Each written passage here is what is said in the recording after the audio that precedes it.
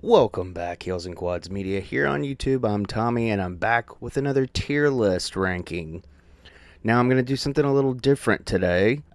I've done Kiss's albums in long form, I've done it this way with the tier maker, but I want to start something different because I love talking about Kiss. I love doing Kiss content. I love watching Kiss content. I love watching other people talk about Kiss, listening to other people talk about Kiss, whatever. Um, but I wanted to do the albums again, but I wanted to kind of break it down a little more. I want to do more of an overview, but rank the songs on each album. And luckily, I found the first album here on Tier Maker. I'm sure going forward, I'm probably going to have to make them myself because I highly doubt there's a Tier Maker songs for the album of, say, I don't know, Hot in the Shade, just for reference. But yeah, I want to do this. I want to keep making Kiss content, and there's so much you can do, and this just seems like the next likely thing because this is kind of more up my alley or down my alley, whichever alley you're in. This album, the Kiss debut album, of course, was released on February 18th, 1974. This is the 50th year of Kiss's debut. And I want to do this for every album, but I mean, we got to start from the beginning.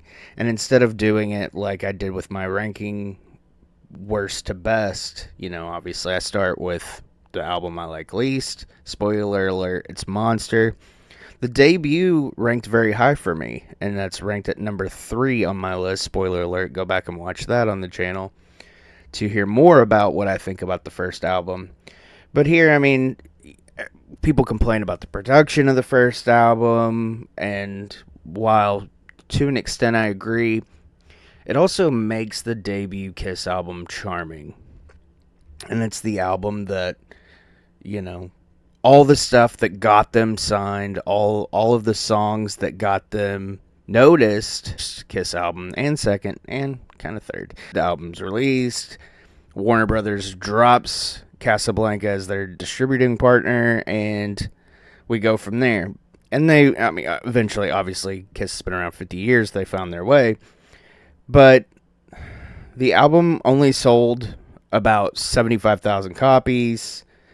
Obviously, it was eventually certified gold in 77. If you're watching this, chances are you're a Kiss fan. So you know all this already. I'm not going to go into facts and break it down and all that stuff. This is more, I will say, this is what surprises me most about the Kiss debut album. I mean, it's not surprising because it was their debut, but in the US, the album only peaked at number 100 on the Billboard 200, which is crazy because I think, these songs are better than a lot of the songs on a lot of albums that charted much higher after Kiss gained notoriety, but that's to be expected.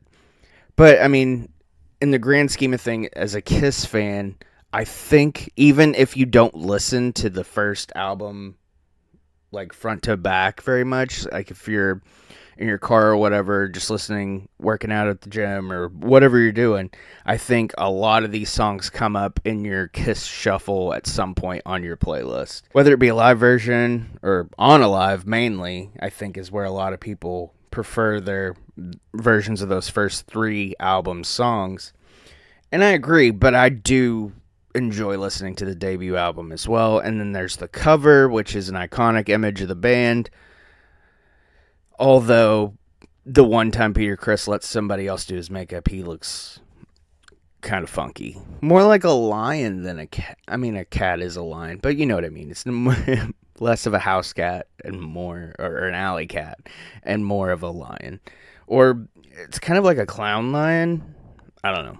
Tell me what you think. What does Peter Criss's makeup on the first album cover remind you of?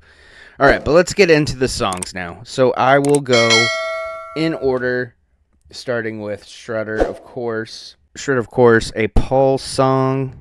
Where is Strutter? Here it is. These covers are all weird. They've got there's one, Firehouse has the lineup with Tommy and Peter. Cold Gin over here has Tommy and Eric, and I mean everything else is somewhat from the original. The what is that? Deuce has the Greatest Kiss cover, or the Alive Worldwide Tour book cover, but I can figure it out. So we'll start with Strutter. I mean, for me, it's one of my favorite Kiss songs. Also, kicking off the debut album, it's an absolute classic. Obviously, as I go through these, I mean, feel free to comment and tell me where you rank each song. Coming up next, Nothing to Lose. I like Nothing to Lose. It's just one of those songs that I feel like I skip over a lot. But I do like it. And if I'm gonna listen to it, I probably prefer the unplugged version, because that's just kind of more my speed, maybe, is the way to put it. Obviously, it's on a live, good version. I liked when they did it on the Psycho Circus tour as well. That was a fun little addition to the set. But I mean, I'll put it at great. It's a great song. I love it, and kind of the switching off on the lead vocals makes it a fun song. Next up, the Paul sung Firehouse. Obviously, when you think of this song, you think of it live, you think of Paul Stanley wearing a fireman hat, and you think of Gene Simmons breathing fire. Now, when I did collect Kiss bootlegs, I will say this is a song that, to fit on an 80-minute single disc CD, if I had to cut one song, Firehouse was usually the song. And don't get me wrong, it's not because I don't like the song. It's just one of those songs that felt very repetitive. It's a song, going back this far, it's a song that feels like if you've heard it once, you've heard it 1,000 times. And if you've heard it 1,000 times, it feels like you've heard it 1,000,000 times. However, as far as the Kiss catalog, it is an absolute classic. Cold Gin, written by Ace Frehley, of course, sung on the debut by Gene Simmons, and later on, obviously, Ace would sing it solo, and also when they did the reunion, they did the trading off of the vocals, which was a cool aesthetic for the band, and it was cool to have a more of an Ace involvement in the live show, not just kind of standing off to the side, being the spaceman, off balance, playing his guitar and stuff, which is great, but it's also cool to have him more involved vocally. Cold Gin, for me, is obviously an absolute Kiss classic. Moving on, Let Me Know. I love Let Me Know.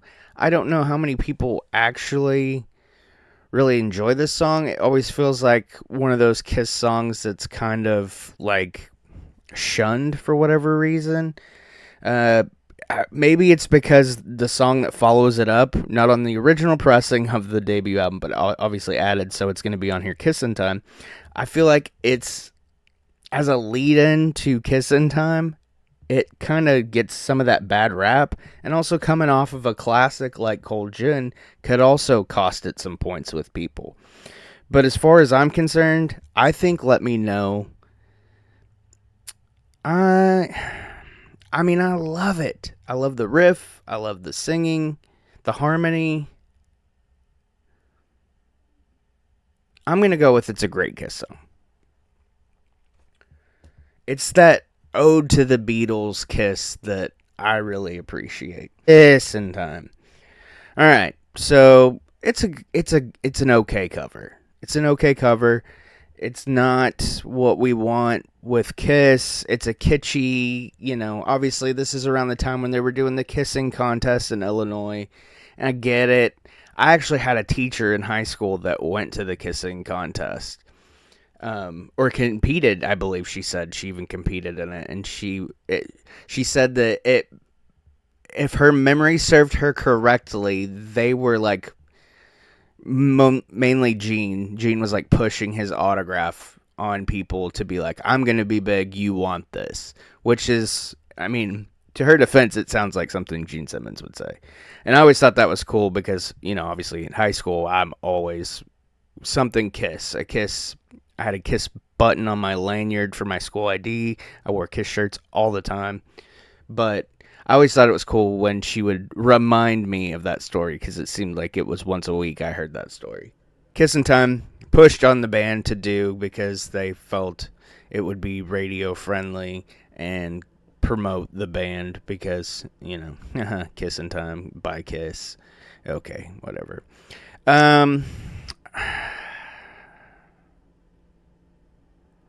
Every time is a kissin' time. Man, awful. I'm going with awful. I can listen to it because even an awful Kiss song to me is a song I can listen to. It's still Kiss, but yeah, it's pretty bad. I get it, but it's also poppy. It's okay. Whatever. I'm leaving it there. Tell me in the comments where you honestly rank Kissing Time, and do you ever find yourself singing Kissing Time in the shower? Let me know that. Okay, next up, Deuce. I don't know, and I said this I think in my worst to best ranking of the debut as well. I don't know why I always assumed that it was Strutter Deuce for the longest time. I don't know why I always thought that. Like as a teenager, I thought it was Strutter 1, Deuce 2nd. Maybe it was from the 2001 box set. And that just kind of, maybe the demos? I don't know. Or no, because I think it does go Strutter 1, Deuce 2 on the box set. I don't know. I don't know why I thought that. Maybe it's side 1, side 2 on the cassette. I don't know what it is. Maybe that's just the way I did it, because I used to have, like, bedroom Kiss concerts with the tennis rackets, all that, like everybody else. But, of course, Deuce. Great opener, great second song. Deuce, second. Yeah, it kind of makes sense. But it's an absolute fucking Kiss classic. Probably, honestly, if not my favorite Gene song, it would be my second favorite Gene song. And I know a lot of people online that have said that Deuce is their absolute favorite Kiss song. And I'm not going to say it's my favorite Kiss song, because it's not. I think anybody who watches the channel and watches for Kiss content knows what my favorite Kiss song is. Which I don't want to spoil it in case you haven't, because that album is coming up in a couple of episodes of this. I think that Deuce, it's not even my favorite song on this album, which is not surprising really, because there's a lot of Kiss classics on this album. But I would say it's probably, Deuce is a top 5. It's a top 5 song. All right, Love Theme from Kiss, instrumental. If it was Acrobat still or whatever, it's okay. It's just an instrumental. I'm not gonna say it's awful. Love Theme, you always had like Love Theme from Russia with Love, or Love Theme from Goldfinger, Love Theme from Dr. No. It was a sign of the times. It was a kind of a kitschy thing that I think they decided to do, naming it that. I think it's fun. But it's a cool instrumental. It's nothing major. It's only 2 minutes long, 2.5 minutes long. It's not going to make or break you. All right, next up, 100,000 Years. This is another one of those songs that they've been playing since the beginning of time and continued to play through the End of the Road tour. Obviously, anybody who watched any of the Kiss home video releases before bootlegs were widely circulated, and way before YouTube, even DVDs, all that stuff. This was back in the VHS days, and I remember the first time seeing the video clip of Gene, which is famous, and they use it for every promo, it seems like, was from this. And Gene's